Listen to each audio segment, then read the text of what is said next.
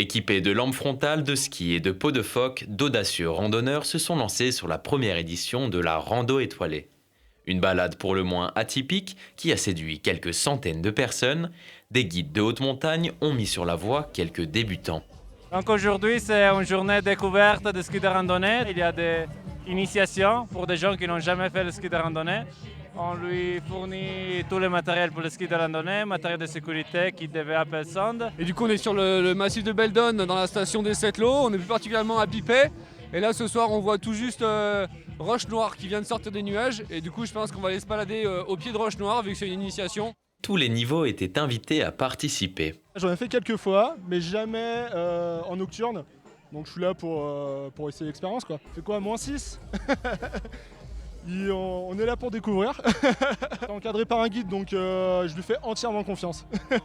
La station des Sept Lots a ouvert exceptionnellement son domaine pour cette épreuve. 2 tracés balisés ont accueilli les curieux qui souhaitaient tester la discipline.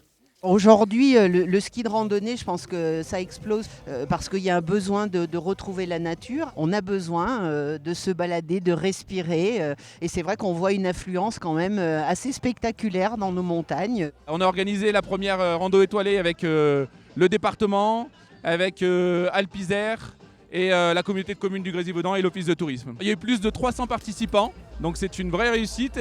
Et on a eu des initiés, on a eu des néophytes, donc c'est vraiment une belle soirée.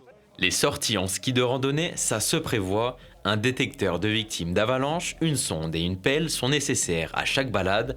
Des stands de sensibilisation étaient ouverts pour expliquer les dangers et les précautions pour la pratique. Mais pour cette nocturne, tout a été préparé pour se laisser guider. Là, on voulait faire un truc qui soit moins prise de tête, c'est-à-dire balisé, etc. On n'est pas obligé d'emmener l'Arva, préparer sa sortie. Là, c'est on vient, on skie. C'était très dur au départ et après ça allait. Ah, les 20 premières minutes d'échauffement, puis après ça va.